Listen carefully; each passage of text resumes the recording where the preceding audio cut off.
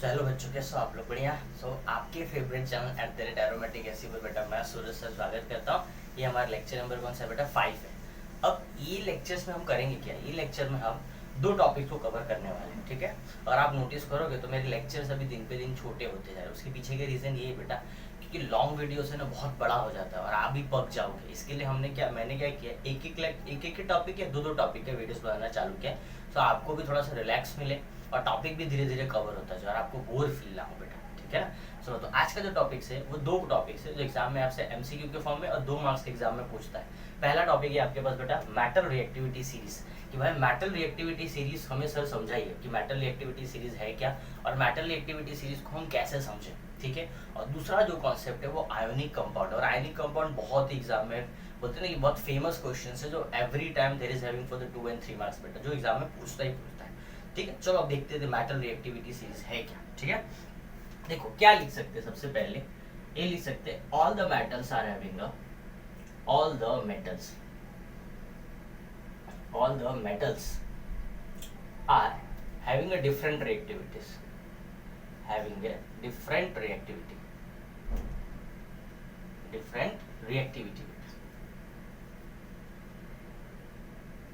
ठीक है। All the metals are having a different reactivity. जितने भी मेटल्स होते हैं ना, सबकी रिएक्टिविटी अलग है। जैसे सबकी ताकत अलग अलग है, सबकी ताकत क्या अलग अलग है। जैसे आप देखोगे कि मोदी जी हैं, पूरे देश में उनकी ताकत है। अमित शाह जी हैं, अमित शाह जी क्या कर रहे हैं? पूरी पुलिस फोर्स को संभाल रहे हैं। योगी जी हैं, वो क्या सिर्फ राज्य में संभालते हैं। समझ में आ रहा है? बट कोई एक सिंपल सी बात है कि हवलदार है, उसकी तो ताकत और कम हुई। सो जैसे जैसे उनकी ताकत कम होती है, जैसे जैसे उनका पावर कम होता है, उनकी ताकत भी क्या होती जाती है? कम होती जाती है। उसके कॉन्सेप्ट से हमें समझना है कि क्या लिख सकते हैं, all the metals are having a different reactivity. सारे के सारे मेटल्स का क्या है? रिएक्टिविटी बेटा डिफरेंट है। उसमें से भी सम ऑफ देम आर, यहाँ पे मैं करके लिख रहा हूँ, some of them are, some of them are more reactive, while some of them are less reactive, कुछ मेटल्स की ताकत बेटा बहुत ज्यादा होती है और कुछ मेटल की ताकत क्या होती है? कम होती है। समझ में आ रहा है? कुछ मेटल की ताकत बहुत ज्यादा होती है और कुछ मेटल की ताकत क्या होती है? बहुत ही कम होती है। बट हमें कैसे समझ में आएगा सर कि किसकी ताकत ज्यादा है या किसकी ताकत कम है? वो कैसे हम समझेंगे सर? ठीक है, उसके लिए बेटा एक सीरीज दिया गया है, ठीक है। मस्त एकदम छोटा सा एक सीरीज दिया गया, वो मैं आपको बताता हूँ जो आपके टेक्स्ट बुक में, ठीक है। क्या लिखा है? Some of them are more reactive, some of them are बेटा more reactive, while some of them are less reactive. कुछ कैसे होते हैं? लेस रिएक्टिव होते हैं। एग्जाम में आपसे क्या क्वेश्चन पूछता है एमसीक्यू में कि जो सीरीज है कौन सा वाला किसके ज्यादा ताकतवर है, वो हमें बताओ, ठीक है। देखो मैं आपको सबसे पहले वो सीरीज लिख के बताता हूँ, ठीक है। जो मेटल रिएक्टिविटी का सीरीज है, ठीक है, मेटल रिएक्टिविटी बेटा सीरीज। अब देखो मैंने भी कैसे याद किया है, ठीक है ना। देखो थैंक्स टू पीडब्ल्यू के कोई एक सर थे, वो पढ़ा रहे थे, फिजिक्स वाले के कोई सर थे, मुझे बहुत मतलब बेस्ट लगा क्या उन्होंने एक तरीका याद करवाया आप लोग के लिए, ठीक है। देख रहे हो क्या सबने मुझे बताया। इसमें एक मेटल मैं ऐड कर देता हूँ, दैट इज अ बेटा लिथियम, ठीक है। तो कैसे याद रखोगे? कैटरीना ने कार मांगी। सबसे पहले तो यहाँ पे क्या लिखो? लिथियम। क्या आपने लिखा है यहाँ पे? लिथियम। कैटरीना, यहाँ पे लिखो कैटरीना, कैटरीना, ठीक है। एंड कैटरीना क्या है बेटा? पोटेशियम। क्या है? पोटेशियम। कैटरीना ने, तो यहाँ पे आप क्या लिखोगे? ने, Ne। और ने क्या है बेटा? सोडियम, ठीक है। कार, यहाँ पे क्या लिखोगे आप? कार। और कार क्या है बेटा? Calcium, okay. मांगी, ठीक है, मांगी क्या है बेटा? मैग्नीशियम, ठीक है, मैग्नीशियम। तो ऐसे याद रखो 3-4। पहले तो क्या क्या, पहले तो लिखा हमने लिथियम, दूसरा क्या लिखा? कैटरीना ने कार मांगी, दैट इज अवर बेटा पोटेशियम, सोडियम, कैल्शियम, और साथ में क्या बचा? मैग्नीशियम। कैटरीना ने कार मांगी। ऑल्टो, AL ऐसे करके लिखो, ऑल्टो। ऑल्टो क्या है बेटा? Aluminium, aluminium. ने कार मांगी ऑल्टो। जेन, जेन क्या आप यहाँ पे लिखा? लिखोगे जिंक। जेन का मतलब क्या होता है बेटा? जिंक। जिंक हो गया। ने कार मांगी ऑल्टो जेन। फरारी, एफी, फेरारी। एफी का मतलब क्या होता है बेटा? आयरन। यानी कार मांगी, ऑल्टो, ज़ेन, फरारी, फिर भी मतलब पीबी ऐसा करके लिखो, फिर भी, पीबी का मतलब क्या हो गया बेटा, लेड, फिर भी हाई, फिर भी हाई, हाई का मतलब क्या लिख सकते हो, हाई में लिखोगे तुम हाइड्रोजन, क्या लिखोगे, hydrogen, I Q C U, C U का मतलब क्यों होता है बेटा, क्यों यहाँ पे लिख रहा हूँ, क्यों, क्यों मांगी भाई, कैटरीना है, मांग सकती है, उसको कोई दे भी सकता, हमको कौन देगा, हमारा कैसा मुंह सुगर सागर है? कैटरीना ने क्यू, क्यू का मतलब कॉपर, हाई क्यू मिली, मिली मतलब बेटा क्या लिखोगे, एच जी, ठीक है, यहाँ पे मिली हिंदी में लिख देता हूँ, चलो, मर्क्यूरी, वो क्या होता है, मर्क्यूरी, ऐसा समझे, फिर भी हाई क्यू मिली, सिल्वर, एजी बेटा, एजी को क्या बोलेंगे हम लोग, सिल्वर, ऑडी, एयू, ऑडी जो कार होता है, ऑडी को क्या बोलो भैया, गोल्ड, फिर भी हाई क्यू मिली, सिल्वर ऑडी, प्लेटिनम बेटा, पीटी, प्लेटिनम, और लास्ट में क्या लिखोगे, पीडी, पीडी मतलब पैलेडियम, PALADIUM, पैलेडियम, ऐसा समझ में। तो क्या क्या है, सबसे पहले तो लिथियम, फिर क्या बचा, कैट्रीना मतलब पोटेशियम, फिर सोडियम, फिर कैल्शियम, फिर मैग्नीशियम, फिर aluminium, then zinc, then iron, फिर लेड, फिर हाइड्रोजन, फिर कॉपर, उसके बाद मर्क्यूरी, उसके बाद बेटा सिल्वर, उसके बाद ऑडी, उसके बाद ऑडी मतलब गोल्ड, AU मतलब गोल्ड, PT मतलब प्लेटिनम, और PD मतलब क्या होता है, पैलेडियम, ठीक है।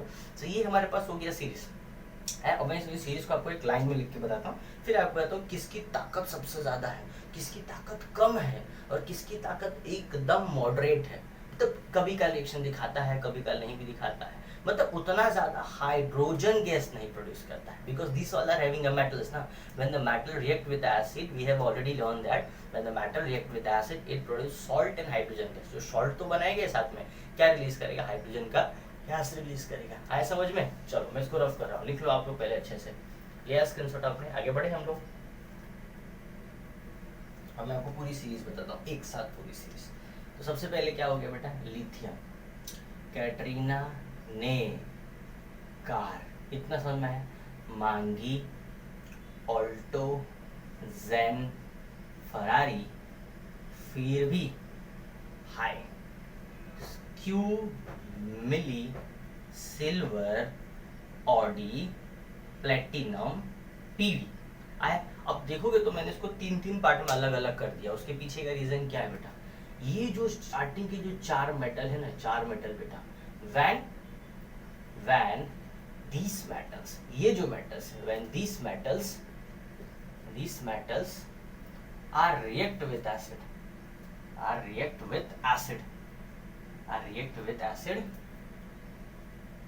it produce, वो क्या प्रोड्यूस करेंगे, it produce हाइड्रोजन गैस, सबसे इंपॉर्टेंट है, हाइड्रोजन गैस तो प्रोड्यूस करेंगे, पर किस तरीके से प्रोड्यूस करेंगे, हाइड्रोजन गैस रैपिडली, बहुत ही फास्ट, गैस के जगह पे लिख सकते हो विगरसली, बहुत ही जल्दी हाइड्रोजन गैस प्रोड्यूस करेंगे, आया समझ में। तो ये जो मेटल्स है आपको लिथियम, सोडियम, पोटेशियम और कैल्शियम, ये जो स्टार्टिंग के जो मेटल्स है आपके पास, जो स्टार्टिंग के 1 2 3 4 मेटल्स है बेटा, इतना हाईली प्रोड्यूस करते हैं हाइड्रोजन गैस, बहुत जल्दी हाइड्रोजन गैस प्रोड्यूस करेंगे, इतना जल्दी हाइड्रोजन गैस प्रोड्यूस करेंगे तुरंत आग लग जाएगा।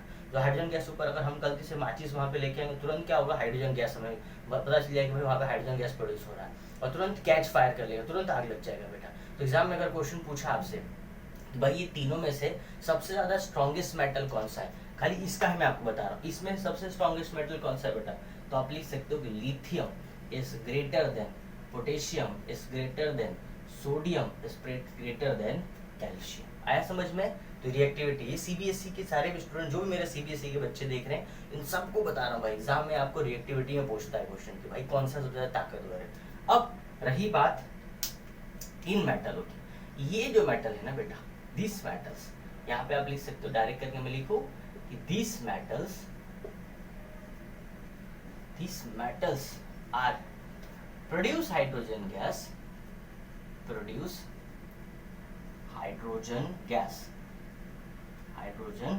H2 गैस मॉडरेटली बेटा, कैसा है उसको मैं फिर से लिख देता हूँ कि मॉडरेटली मॉडरेटली मतलब उतना ज्यादा प्रोड्यूसर हाइड्रोजन गैस नहीं होता है इन लोगों का, मॉडरेटली, ठीक है। मॉडरेटली सबसे इंपॉर्टेंट चीज था कि मॉडरेटली का मतलब है वो इतना ज्यादा हाईली अमाउंट में हाइड्रोजन गैस नहीं प्रोड्यूस करते जिसकी वजह से आग लग जाए, इतना जल्दी नहीं प्रोड्यूस, या फिर इतना जल्दी भी नहीं प्रोड्यूस करते और उतना ज्यादा भी नहीं प्रोड्यूस करते कि भाई क्या हो जाए, आग लग जाए बेटा। ये चीज थोड़ा ध्यान देना था बेटा। अब इलोक में कॉन्सेप्ट में देखोगे तो इन सब के मुकाबले में सबसे बड़ा कौन सा है बेटा, magnesium is greater than aluminium, is greater than zinc, is greater than Fe, is greater than lead बेटा। है समझ में कंप्लीटली। अभी हाइड्रोजन गैस क्यों दिया है कि भैया हाइड्रोजन गैस जो प्रोडक्शन था वो यहीं तक है, इसके ऊपर वाले ही जो भी हाइड्रोजन गैस प्रोड्यूस करा पा रहे थे, इसके नीचे वालों की इतनी ताकत ही नहीं कि हाइड्रोजन गैस प्रोड्यूस करा सके बेटा, इनकी इतनी क्षमता ही नहीं है, ठीक है। तो यहाँ पे आप लोग क्या करके लिखोगे, मेंशन करके, these metals are not capable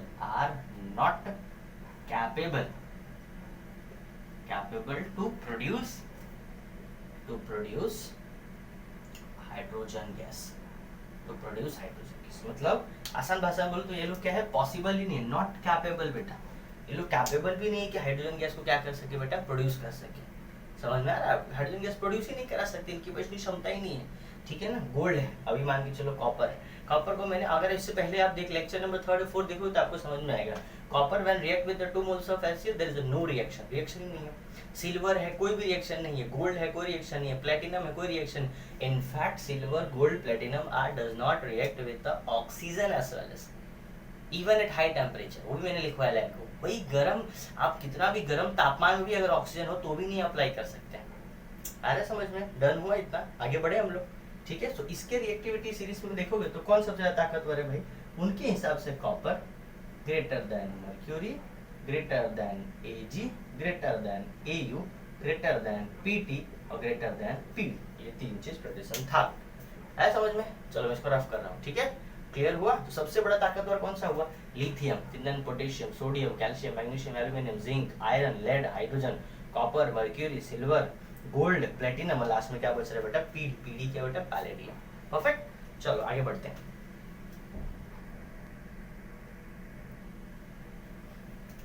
चलो अभी आगे बढ़ते हैं, वो तो खत्म हो गया मेटल रिएक्टिविटी। अब जो क्वेश्चन आता है आपके पास कि what happen when metals and non metals are react with each other, metals और जब नॉन मेटल एक दूसरे के साथ रिएक्शन करेंगे तब क्या होगा, तब कौन सा प्रभाव दिखेगा। तो देखो मेटल से नॉन मेटल जब रिएक्शन करेंगे तो उसके अलग अलग टाइप्स के बॉन्ड देखने को मिलते हैं। जैसे कि पहला एग्जांपल में आता है what is the covalent bond, covalent bond क्या होता है, what is the ionic bond, ionic bond क्या होता है, and what is the coordination covalent bond, coordination covalent bond क्या होता है, ठीक है ना। इंटर आयोनिक बॉन्ड होता है, वन डर वाल फोर्स, अलग अलग टाइप्स के बॉन्ड होते हैं। Intermolecular hydrogen bonding, intramolecular hydrogen bonding. इतना तो कुछ आपको नहीं पढ़ना है बट आपको दो टॉपिक जरूर पढ़ने बेटा, एक तो कोवेलेंट और दूसरा क्या है, आयोनिक है। कोवेलेंट के बारे में थोड़ा सा बताऊं क्योंकि ऑलरेडी कार्बोनेट्स कंपाउंड में बहुत डिटेल में बता चुका हूं, तो आप वहां से वो वीडियोस देख सकते हैं, ठीक है। वो आपको थंबनेल में ही मिल जाएगा, वो लेक्चर वो मिल जाएगा आपको। अब मैं कोवेलेंट पे, आयोनिक पे ज्यादा हम फोकस करते हैं, ठीक है। चलो अब देखते हैं। सबसे पहले तो बॉन्ड की बात आता है, तो बॉन्ड क्या होता है, पहले बॉन्ड कैसे फॉर्मेशन होता है ना, पहले वो समझते हैं। बॉन्ड देखो, बॉन्ड क्या होता है ना, बॉन्ड दो तरीके से बनता है, ठीक है। बॉन्ड दो तरीके से हो सकता है, देखो बॉन्ड ये तरीके से हो सकता है आप किसी पे निर्धारित हो, या सामने वाला आप पे निर्धारित है, या हम दोनों एक दूसरे पे निर्धारित है। समझ में आ रहा है आपको। जैसे मान के चलिए आपको स्कूल जा रहे हैं या आप कॉलेज जा रहे हो, स्कूल कॉलेज अब जा रहे हो, तो हो सकता है आपको उसी रास्ते से आपका दोस्त जाता हो, तो आप क्या बोलोगे उसको, तो आपको क्या करेगा, वो रोज लेकर जाएगा आपको, पर किसी दिन वो एक एब्सेंट हो गया तो आपका क्या होगा भाई, डगमाडोल हो जाएगा। आपको फिर रिक्शे लेने पड़ेंगे, कुछ ना कुछ आपको इंतजाम करना पड़ेगा, व्यवस्था करना पड़ेगा, ठीक है ना। तो डिपेंड करता है कि आप क्या उस पर निर्धारित है। समझ में आ रहा है। या फिर हो सकता है कि सामने वाला बंदा जो आपको स्कूटी से लेके जा रहा है वो पढ़ता लिखता नहीं, उतना मन नहीं लगता उसको पढ़ने में, वो नोटबुक उसका इनकम्प्लीट, तो आप उसका नोटबुक क्या करते हो, कंप्लीट करके देते हो। ये भी हो सकता है। दोस्त के लिए तो कुछ भी कर सकता है, बॉयज है ना, boys friendship is the peak level, कुछ भी हो सकता है। या फिर ऐसा हो सकता है कि आप लिख रहे हो, वो आप कंप्लीट कर रहे हो, वो मस्ती कर रहा है क्लास में, जब बुक चेकिंग का टाइम होगा वो बोलेगा भाई बुक दे दे यार, चेक करना है यार, मैं मार डालेगी यार इंटरनल मार्क्स है, मगर मैं दुनिया भर का, तो आपका बुक लेके। So both are peoples are dependent on each other, this are called as a covalent bond, इसको कोवेलेंट बॉन्ड बोलते हैं। पर एक ही सामने वाला डिपेंडेंट है वहां पर आयोनिक का नेचर आएगा, वहां पे इलेक्ट्रॉन गेन होगा, इलेक्ट्रॉन लॉस होगा। ठीक है ना, आप समझते हैं। देखो तो बॉन्ड क्या होता है, इसलिए मैंने पहले लिखा है कि एटम्स कैन लूज और गेन द इलेक्ट्रॉन्स, गेन और बेटा, और सबसे बड़ी बात, और share the electrons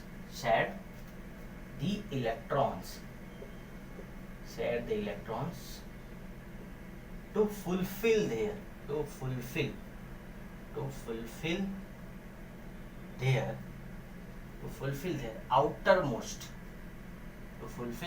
outermost shells of the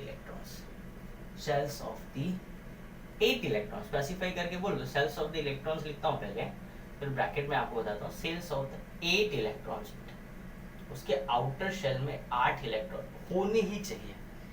समझ में आया? इसको हम लोग ऑक्टेट का रूल बोलते हैं, ऐसे इसको ऑक्टेट का रूल बोलते हैं। हाँ जी, चलिए। तो एटम कैन लूज और गेन, एटम हो सकता है लूज करे, हो सकता है गेन करे। लूज का मतलब छोड़ दे, और गेन का मतलब एक्सेप्ट करे। समझ में आ रहा है? और शेयर का मतलब क्या होता है? म्यूचुअली शेयरिंग बेटा। ठीक है, वो आप भी उस पर डिपेंड है, वो भी आप पे डिपेंड है। समझ में आ रहा है? समझ में आ रहा है कि नहीं आ रहा? आप टिफिन लेके जाते हो, वो बिना टिफिन का जाता है, वो आपको साइकिल से लेके जाता है, गाड़ी से लेके जाता है। सो बोथ आर वीपर से डिपेंड ऑन ईच अदर। तो एक बार गर्ल्स कभी किसी पे डिपेंड नहीं रहती है बाबू। ठीक है ना, याद रखना अच्छे से, पढ़ाई करते रहो गुरु। ठीक है ना, समझ में आ रहा है कि फूल वही है, बहुत सारी तितली आके बैठती हैं उस पर, ध्यान रखना। चलो आगे बढ़ते हैं। एटम कैन लूज और गेन और शेयर द इलेक्ट्रॉन्स, ठीक है, to fulfil their outer most shells of 8 electron, अपने आउटर मोस्ट शेल के 8 इलेक्ट्रॉन को फुलफिल कराने के लिए। जैसे एग्जांपल बताता हूँ, ठीक है, एग्जांपल देखो। सपोज मैंने ले लिया बेटा, पहले सोडियम ले लिया। सोडियम का एटॉमिक नंबर कितना होता है? 11 होता है। वो भाई साहब पहले में कितना भरेंगे? 2, 8, और बच कितना गया बेटा? 1। अब इस भाई साहब को 1 से बनना क्या है? 8। 1 से 8 बनने के लिए कितने की जरूरत है? 7 की जरूरत है, मतलब कितना हो जाएगा भाई? माइनस का साइन आएगा। तो ये क्या करना चाहेगा? आसान क्या पड़ेगा? आसान ये पड़ेगा कि देख भाई, 7 लेने से बेहतर है मैं ये वाला क्या कर देता हूँ? छोड़ देता हूँ, किसी को डोनेट कर देता हूँ। जब डोनेट कर देंगे तो इनके पास क्या बचेगा? 2, 8, और सोडियम के ऊपर किसका चार्ज आ जाएगा बेटा? +1 का। आ रहा है समझ में? देखो तो इसके आउटर शेल में कितने इलेक्ट्रॉन्स हो गए? 8 इलेक्ट्रॉन्स हो गए, फुलफिल हो गया। आ रहा है समझ में कि नहीं आ रहा? अब दूसरा एक और एग्जांपल लेता हूँ। सपोज मैं ले लिया बेटा मैग्नीशियम के एटॉमिक नंबर कितना होता है? 12। 12 होने के पीछे का रीजन, पहले में 2 इलेक्ट्रॉन, दूसरे में 8, और बचा कितना है बेटा? 2, 2, 8, 10, और 2 कितना होता है? 12। अब इस भाई साहब को क्या बनना है? 2 से 8 बनना है। अब 2 से 8 बनने के लिए क्या करेंगे? 6 इलेक्ट्रॉन किसी से इनको लेना पड़ेगा। तो ये क्या बोलेगा? भाई यार 6 इलेक्ट्रॉन कौन देगा? इतना तो मैं शुगर हूं नहीं, हमको 6 इलेक्ट्रॉन दे देगा। तो अभी भाई साहब क्या करेंगे? अब ये भाई साहब क्या करेंगे? Mg जो है 2, 8 और 2 इलेक्ट्रॉन डोनेट कर देंगे। अब देखो तो आउटर शेल में कितने इलेक्ट्रॉन्स आ गए? 8 इलेक्ट्रॉन्स आ गए। जब मान के चलो इसने 2 क्या कर दिया? डोनेट कर दिया, किसी को डोनेट किया। समझ में आया? डोनेट करने के पीछे का रीजन क्या था? अपने आप को नोबल बनाना, अपने आप को व्यवस्थित बनाना, अपने आप को सुघर सागर बनाना। सॉरी, सुघर सागर तो नहीं, એટલે આપણાને શું એટલે મસ્ત દેખાવો જોઈએ, એટલે હું ભાઈ પોતાના ઇલેક્ટ્રોન ડોનેટ કરીને બહુ જલસા કરું છું। है समझ में? तो डोनेट कर दे रहा है अपना इलेक्ट्रॉन, क्योंकि उसको अपने आउटर शेल के 8 इलेक्ट्रॉन को मैनेज करना है, कैसा हूँ मैनेज करना है। समझ में आ रहा है गुरु? चलिए, ये 2 कॉन्सेप्ट था बेटा। ये जो था, ये किसका था concept? Loss the electrons, lose the electrons. अब जैसे ही इलेक्ट्रॉन लॉस करता है, मेटल के ऊपर प्लस का चार्ज आता है। इसके ऊपर चार्ज किसका आता है? प्लस का चार्ज। कोई भी इलेक्ट्रॉन देगा ना तो क्या चार्ज आएगा उसके ऊपर? प्लस का चार्ज आ जाएगा। है समझ में? इसको मैं रफ करूँ तो आपको गेन का बताता हूँ। रफ करूँ बेटा? रफ करूँ? हाँ जी, रफ कर दीजिए। चलिए। दुनिया चांद के अंजुरिया निहन गोर बारू हो, तुम्हारी जोड़ के बुनई के बेजोड़ बारू हो। अब देखते हैं, अब जब ये तो था लॉस का, अब गेन वाला कॉन्सेप्ट समझो। गेन वाला क्या कॉन्सेप्ट है? अब गेन वाला समझो, मान के चलो लिथियम लेता हूँ, लिथियम नहीं, पहले लेता हूँ आपको फ्लोरीन लेता हूँ। फ्लोरीन का एटॉमिक नंबर कितना होता है बेटा? 9।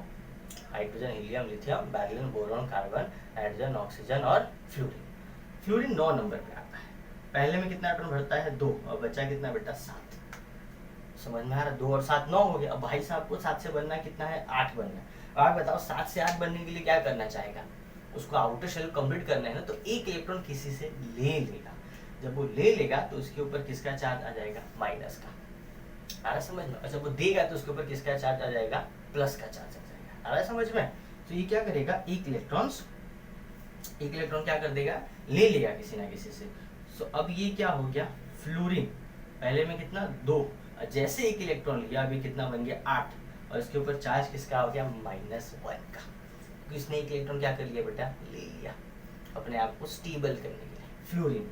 उसके बाद आता है बेटा क्लोरीन। क्लोरीन कितने नंबर पे आता है? 17 नंबर। पहले में कितना हो जाएगा 2, दूसरे में कितना होगा 8, और 2 और 8 कितना हो जाएगा?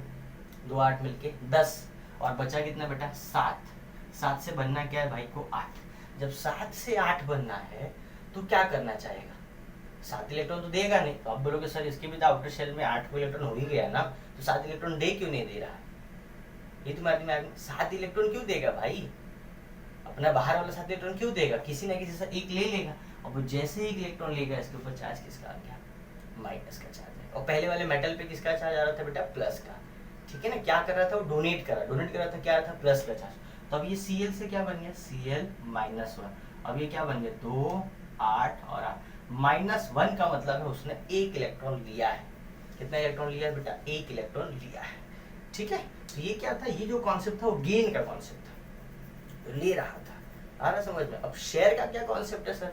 शेयर का मतलब क्या होगा? ना कोई देगा ना और कोई क्या करेगा? लेगा। ऐसा समझ में? देखो तो कुछ बताता हूँ कैसे, इसको रफ करता हूँ। अब देखो तुमको शेयर का कॉन्सेप्ट बताता हूँ। शेयर वाले कॉन्सेप्ट में क्या होगा? उसका सबसे बेस्ट एग्जांपल है, इससे बेस्ट बोलूं तो देखो O2, देखो ऑक्सीजन। ये जो है O2 वाले जितने भी सब कोवेलेंट के नेचर आपको दिखेंगे, जितने भी है आपको सबके सब कोवेलेंट के नेचर आपको दिखेंगे। ठीक है? O2 है, ऑक्सीजन है। ठीक है? अब इस ऑक्सीजन के आउटर शेल में कितने इलेक्ट्रॉन्स हैं? ऑक्सीजन भाई साहब है, पहले में 2 इलेक्ट्रॉन, दूसरे में कितने होते हैं बेटा? 6। 2 और 6 मिलकर कितना होता है? 8। अब 6 से क्या बनना है भाई को? 8। अब 6 से 8 है ना बेटा? 6 से 8 है में, तो ये क्या कर लेगा? 2 इलेक्ट्रॉन किसी ना किसी से ले लेगा। जैसे ले लेगा तो ऑक्सीजन पे किसका चार्ज आ जाएगा? -2। तो ये क्या बन जाएगा? 2 और 8 बन जाएगा। समझ में आया? अब जब O2 मॉलिक्यूल फॉर्म करेंगे तो उस टाइम पर कैसा शेयरिंग दिखेगा? देखो ये ऑक्सीजन है, 1 2 3 4 5 और ये 6 बेटा। इसके 6 इलेक्ट्रॉन को मैंने क्रॉस से रिप्रेजेंट किया। ये वाला ऑक्सीजन है 1 2 3 4 5 और ये 6 मैंने ऐसे रिप्रेजेंट किया। आया समझ में? इसके पास 6 था और इसके पास 2 इलेक्ट्रॉन, तो इसने क्या किया? यहाँ से इलेक्ट्रॉन को ले लिया। 6 और 2 मिलकर कितना हो गया? 8 हो गया। 6 2, अरे 6 2 नहीं यार, तुम कहाँ छेद रहे हो? 6 और 2 ना, समझना थोड़ा, समझा करो। हाँ 6 और 2 मिलकर क्या हो गया? 8 हो गया। तो यहाँ से भी 6 और यहाँ से भी 2 मिल गए, यहाँ से भी क्या बन गया बेटा? 8। अब देखो तो कितने इलेक्ट्रॉन की शेयरिंग चल रही है? 2 इलेक्ट्रॉन की शेयरिंग। ये सामने वाला 2 इलेक्ट्रॉन वहां से ले रहा है, वो सामने वाला 2 इलेक्ट्रॉन यहाँ से ले रहा है, तो दोनों मिलकर कितने इलेक्ट्रॉन की शेयरिंग कर रहे हैं बेटा? 2 इलेक्ट्रॉन की शेयरिंग कर रहे हैं। That is called a covalent in nature. उसको हम लोग क्या बोलते हैं? Covalent bond. एक और एग्जांपल लेता हूँ। ठीक है? सपोज N2 ले लिया। अब नाइट्रोजन देखो तो नाइट्रोजन का एटॉमिक नंबर कितना होता है बेटा? 7। पहले में कितना इलेक्ट्रॉन? 2, दूसरे में बचा कितना? 5। 5 से क्या बनना है बच्चे को? 8। 5 से 8 बनने के लिए क्या करेगा? 3 इलेक्ट्रॉन किसी ना किसी से ले लेगा। 5 इलेक्ट्रॉन देना तो संभव नहीं है ना, ले लेगा किसी ना किसी से। तो जब भी इलेक्ट्रॉन 3 इलेक्ट्रॉन ले लेगा तो ये कितना हो जाएगा? N-3 बिकम 2 और ये 5 और 3 मिलकर कितना हो गया? 8। आ रहा है समझ में? तब देखो इसका एग्जांपल लेता हूं। ये नाइट्रोजन देखो, इसके आउटर शेल में 1 2 3 4 और यहाँ पे कितना हो गया? 5। देखो तो 1 2 3 4 और इधर 5। और ये नाइट्रोजन के आउटर शेल में 1 2 3 4 और इधर कितना हो गया? 5। 5 और ये 3 मिलकर क्या बनेंगे? 8। और ये 5 और ये 3 मिलकर क्या बनेंगे? 8। तो कितने इलेक्ट्रॉन की शेयरिंग चल रही है? कितने इलेक्ट्रॉन की शेयरिंग चल रही है? 3 इलेक्ट्रॉन की शेयरिंग चल रही है। 1 2 3 4 5 6 7 8। सामने से 3 इलेक्ट्रॉन ले लिया, सामने 3 इलेक्ट्रॉन ले लिया। फिर ये इधर से आया, इधर से क्या किया इसने? 1 2 3 4 5 6 7 8। इसने सामने से 3 इलेक्ट्रॉन ले लिया, मिलकर क्या बना बेटा? 8 इलेक्ट्रॉन्स बने। मिलकर क्या बना, 8 इलेक्ट्रॉन बना। तो यहाँ पर कितने इलेक्ट्रॉन की शेयरिंग चल रही है भाई, यहाँ पे नाइट्रोजन नाइट्रोजन के बीच में ट्रिपल बॉन्ड है, 3 इलेक्ट्रॉन की शेयरिंग चल रही है। समझ में आया? तो ये क्या कॉन्सेप्ट है बेटा, शेयर का कॉन्सेप्ट है। आया? और शेयर में क्या होता है, किसी के ऊपर कोई चार्ज नहीं होता है। समझ में आ गया? कंप्लीट हुआ? सो आपको गेन समझ में आ गया, लॉस समझ में आ गया, शेयर समझ में आ गया। ठीक है, अब मैं आपको डेफिनेशन समझाता हूँ। रफ करो इसको बेटा, आगे बढ़े। चलिए आगे बढ़ते हैं, इसको रफ कर देता हूँ। रफ कर दूँ? हाँ रफ करो। चालने निमन गमन पादड़े चलिए अपड़ पाछा, हरे राम हरे कृष्ण कृष्ण कृष्ण हरे हरे, हरे राम राम राम हरे हरे, हरे राम हरे कृष्ण कृष्ण कृष्ण हरे हरे, हरे राम राम राम हरे हरे, हरे कृष्ण। चलिए आगे बढ़ते, नेक्स्ट। अब मैं आपको बताता हूँ कोवेलेंट का डेफिनेशन बताता हूँ। चलो ठीक है, definition covalent bond, covalent bond. ठीक है, कोवेलेंट बॉन्ड में डेफिनेशन क्या लिख सकते हो, आसान लैंग्वेज में। ठीक है, equal number of sharings of electrons, sharing of electrons, sharings of electrons, equal numbers of sharings of electrons between the atoms, दोनों एटम्स के बीच में equal number of sharing of atom. समझ में आ रहा है? ऐसा नहीं कि आप मान के चलो कि हर बार आप किसी न किसी से कोई चीज मांग ही रहे हो। बॉयज लोगों का काम क्या होता है, मांगना। और किससे मांगेंगे, गर्ल्स। क्या मांगेंगे, अरे क्या मांगो, गलत दिमाग लगाता है छोटा। क्या मांगे, पेन मांगेंगे, और क्या मांगे, पेन मांगेंगे, भैया पेन दे दो हमको। समझ में आ रहा है आपको, भाई हमको पेन दे दो। और पेन, बॉयज के पास तो पेन होता नहीं है।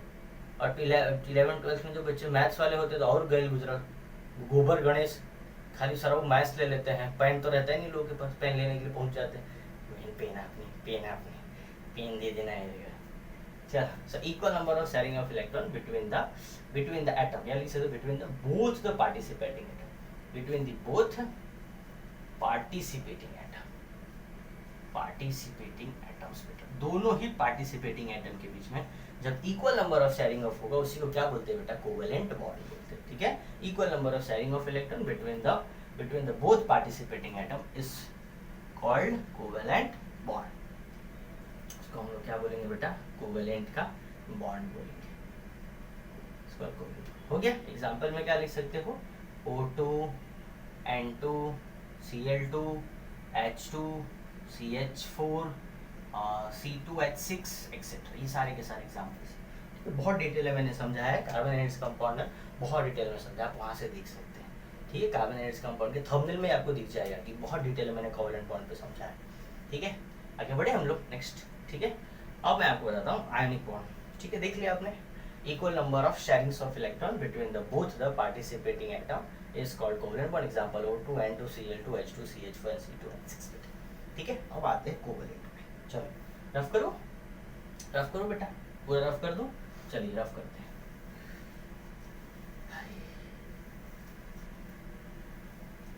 अब मैं आपको कोवेलेंट,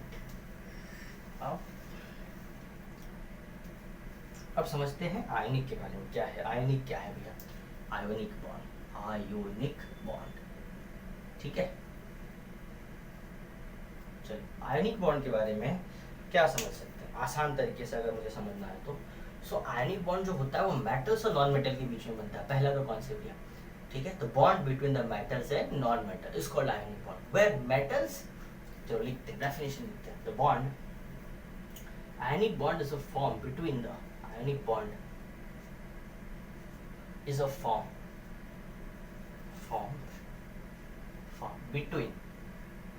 between the metals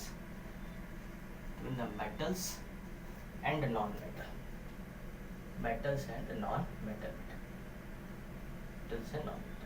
ठीक है। सो आयनिक बॉन्ड फॉर्म किसके बीच में होता है, मेटल्स के बीच में, और किसके बीच में बेटा, नॉन मेटल्स के बीच में। वेयर, उसके बारे में, वेयर, जहां पर, वेयर मेटल का क्या टेंडेंसी होता है, where metal have a tendency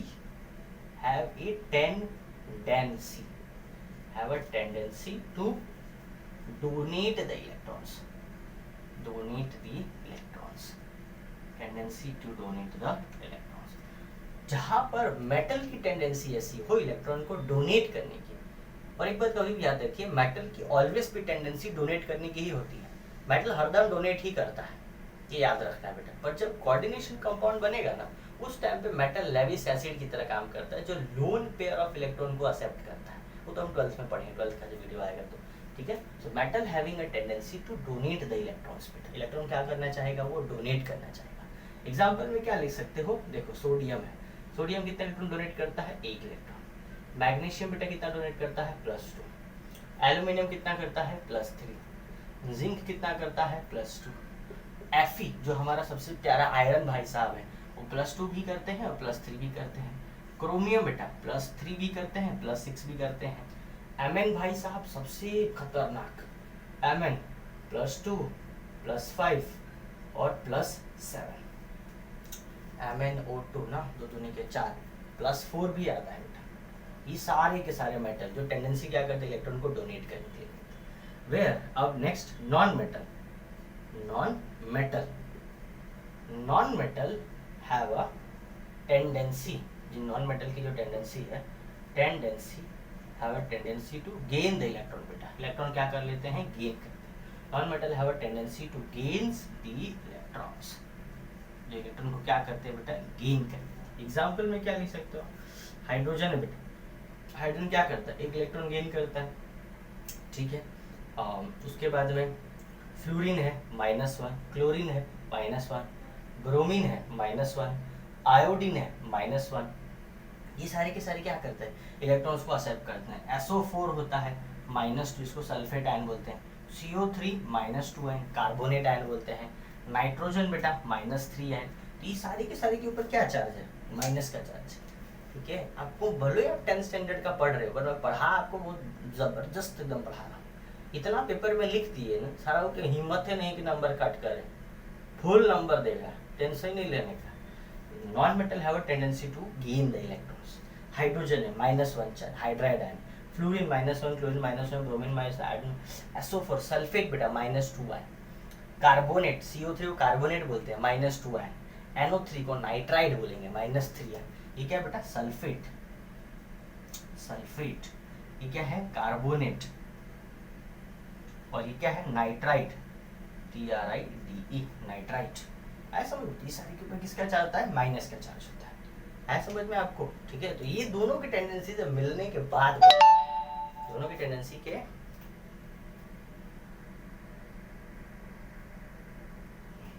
तो दोनों की टेंडेंसी के मिली भगत से बनता है आयनिक कंपाउंड। जो एक प्लस होता है, दूसरा क्या चार्ज होता है, माइनस का चार्ज होता है। दोनों को मिलाने के बाद बनता है, ऐसे नहीं बनता बेटा। समझ में आ रहा है आपको, ये क्लियर है। आगे बढ़े हम लोग। अब मैं आपको छोटा सा एग्जांपल करके बताता हूँ।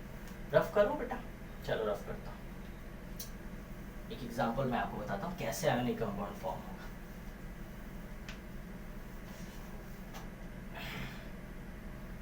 देखो, सो एकदम आसान, NaCl लेता हूँ। सोडियम है, इसके ऊपर कितना चार्ज, +1। Cl पे कितना चार्ज, -1। मिलकर क्या बनेगा, NaCl। बनेगा कैसे, वो पहले समझो। ये सोडियम है, उसने क्या कर दिया, सोडियम से क्या बन गया, सोडियम +1। 1 इलेक्ट्रॉन डोनेट कर दिया, तो यहाँ पे मैं लिख दिया 1 इलेक्ट्रॉन माइनस का चार्ज। 1 इलेक्ट्रॉन डोनेट किया ना, सो हाँ बराबर 1 इलेक्ट्रॉन यहाँ पे लिख देता हूँ। इलेक्ट्रॉन पे चार्ज किसका होता है, -1 का चार्ज होता है। Cl से क्या बन रहा है, Cl -1 बन रहा है। उसने 1 इलेक्ट्रॉन गेन किया है, तो यहाँ पे लिख देता हूँ 1 इलेक्ट्रॉन। अब मैं दोनों को जोड़ देता हूँ, तो यहाँ पे आपको क्या मिलेगा, Na और ये Cl और 1 इलेक्ट्रॉन माइनस, तो यहाँ प्लस का साइन लगाया था। और मिलकर क्या बनेगा आपके सामने, Na+ ion, Cl- ion, Cl- बेटा। एक काम करता हूँ, इसमें ऐसे बॉन्ड बनाया, NaCl plus 1 electron minus, 1 electron cut गया, सो NaCl मिलकर क्या बना, Na+ आयन और Cl- this is called ionic compound, ठीक है। कौन से आयनिक कंपाउंड एग्जांपल में आप लिख सकते हो। एक आप लिखो यहाँ पे NaCl, दूसरा आप लिखो यहाँ पे MgCl2, तीसरा आप यहाँ पे लिखो KCl, दूसरा आप लिख सकते हो ZnCl2 जिंक क्लोराइड, तीसरा लिख सकते हो AlCl3 और लिख सकते हो K2SO4। और भैया दुनिया भर का एग्जांपल है, K2CO3 आ रहा है। दूसरा Na2SO4, सोडियम सल्फेट, ये सारे के सारे जो एग्जांपल्स है ना बेटा, ये सारे के सारे एग्जांपल कैसे होते हैं, सॉल्ट के एग्जांपल है, सारे के सारे आयनिक कंपाउंड के एग्जांपल है बेटा, सब एक पॉजिटिव और नेगेटिव के चार्ज से ही बने हैं। आ रहा है समझ में? तो इतना आप लिख देना आयनिक कंपाउंड में, पहले डेफिनेशन, फिर आपने कौन से पॉजिटिव चार्ज, कौन से नेगेटिव चार्ज, और ये सारे एग्जांपल लिख देना। अगर आपको ये कंफ्यूजन हुआ तो आप ये सारे कोई भी इसमें 2-3 एग्जांपल लिख देना।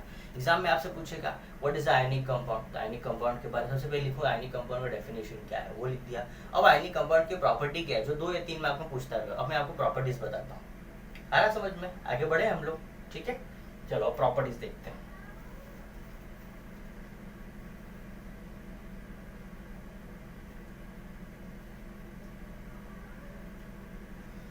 चलो रफ कर रहा हूँ बेटा।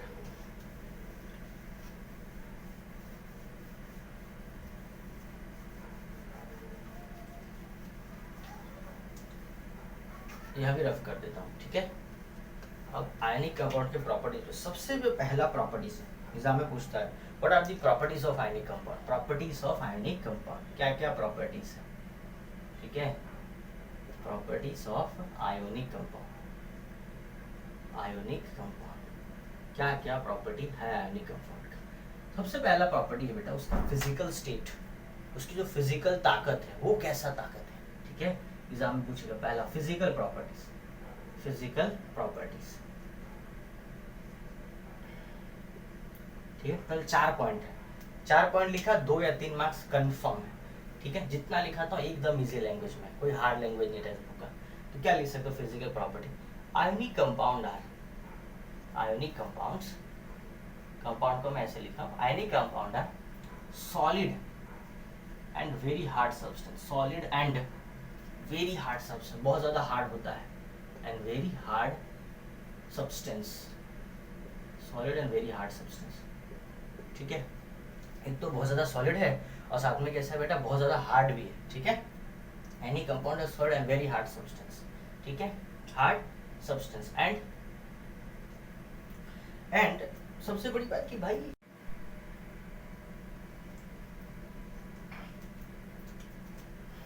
ठीक है, कट इसके लिए हुआ कि हमारा भाई साहब मोबाइल का मेमोरी भर जा रहा है, स्ट्रगल का दिन है ना, ठीक है? जब आपके पास स्ट्रगल में अब दिन याद रखना चाहिए इंसान को, जो इंसान बड़ा हो जाएगा तो उस इंसान को इसको याद रखना चाहिए कि ऐसा भी स्थिति था कि साला मोबाइल में 2 जैसे बोलते ना, मेरे मोबाइल की स्टोरेज ऐसी है कि 5 GB से ज़्यादा उसमें भर ही नहीं सकता, 5 GB से ज़्यादा वीडियो आप बनाओ तो भैया उसका बोलता है कि भैया पहले खाली कीजिए मोबाइल को। तो स्ट्रगल के दिन है, ठीक है? इसके लिए वो आप कट हो गया, ठीक है? और तो ऐसा कुछ है नहीं, ठीक है ना?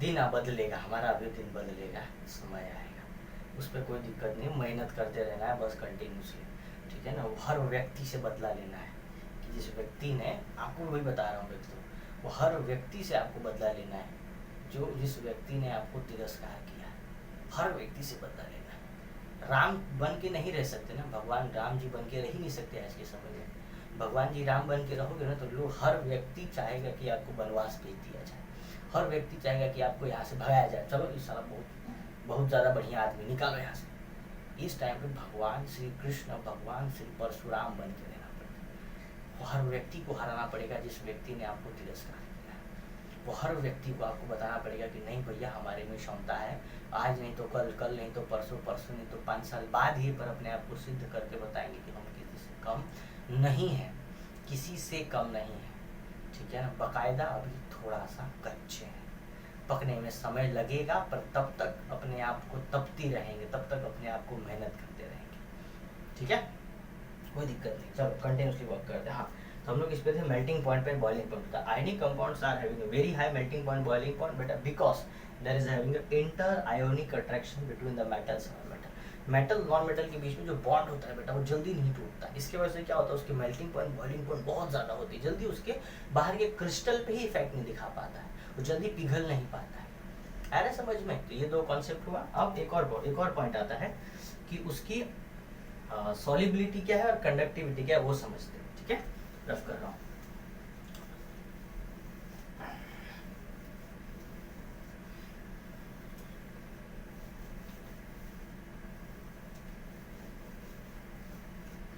अब रही बात कि what is the solubility and conductivity क्या है, ठीक है? सो आप लिख सकते हो यहाँ पे, वो थर्ड पॉइंट है बेटा हमारा, सॉलिबिलिटी एंड कंडक्टिविटी। सॉलिबिलिटी क्या है? सो आयनिक कंपाउंड आर BLT, ठीक है। सो लिख सकते हो यहाँ पे कि ionic compounds are, ionic compound are, ionic compound are soluble, ionic compound are soluble बेटा, soluble in water only, in water या एक्वस मीडियम लिख सकते हो, इन वाटर और एक्वस, एक्वस मीडियम का पानी से ही संदर्भ है, एक्वस मीडियम, वो सिर्फ सॉल्युबल कहाँ है बेटा? एक्वस मीडियम में। Ionic compound are soluble in aqueous medium, पानी में सॉल्युबल है, but insoluble in, but insoluble in, किसमें इनसॉल्युबल है? बट इनसॉल्युबल इन, किसमें इनसॉल्युबल है? पहले तो पेट्रोल, दूसरा डीजल, पेट्रोल डीजल, और लास्ट में एक बचता है बेटा kerosene, petrol diesel and kerosene, ये तीनों में इनसॉल्युबल है। एग्जाम में आपसे पूछेगा, एमसीक्यू में पूछेगा कि ionic compounds are soluble in which three medium, कौन से तीन मीडियम में सॉल्युबल नहीं है? दैट इज बेटा petrol diesel and kerosene, petrol diesel और केरोसिन में सॉल्युबल ही नहीं है, उसमें पॉसिबल ही नहीं है, ठीक है, ऐसे समझ में। चलो, और किस में सॉल्युबल है? It can be soluble in water, पानी में खाली सॉल्युबल है, और किसी में वो सॉल्युबल नहीं है, ठीक है। अब एक और कॉन्सेप्ट, एक और कंडक्टिविटी पे कॉन्सेप्ट आता है, कंडक्टिविटी, कंडक्टिविटी पे क्या लिखोगे? So ionic compound are very good conductor, बहुत ही गुड कंडक्टर्स होता है, वेरी गुड कंडक्टर्स होता है, तो आप क्या लिख सकते हो कि ionic compound, ionic compounds are very good conductors, very good conductors, very good conductor of beta heat and electricity, heat and electricity, very good conductor of heat and electricity, electricity कब? उसके पीछे का रीजन भी कब? when it is having in, when it is having, when it is having in कौन से medium? when it is having in molten state, सबसे बड़ी बात molten state, ये सबसे इंपॉर्टेंट एमसीक्यू कि भाई वो कब बहुत ही अच्छा गुड कंडक्टर ऑफ इलेक्ट्रिसिटी दिखाएगा? जब वो आपके सामने मोल्टन स्टेट में होगा, मोल्ट का मतलब होता है मेल्ट स्टेट में होगा बेटा, ठीक है, पिघला हुआ, पानी नहीं बना हुआ, पिघला हुआ, ठीक है, molten state, and it is not, and it is not good conductor in solid state, and it is not act as a good conductor, act as a good conductor, act as a good conductor, good conductor in कौन से state में बेटा? Solid state में। वो good conductor नहीं है, कौन से स्टेट में नहीं है? सॉलिड स्टेट में नहीं है। बाकी तो मोल्टन स्टेट में रहेगा तो क्या होगा? बहुत ही अच्छा good conductor of heat and electricity रहेगा बेटा।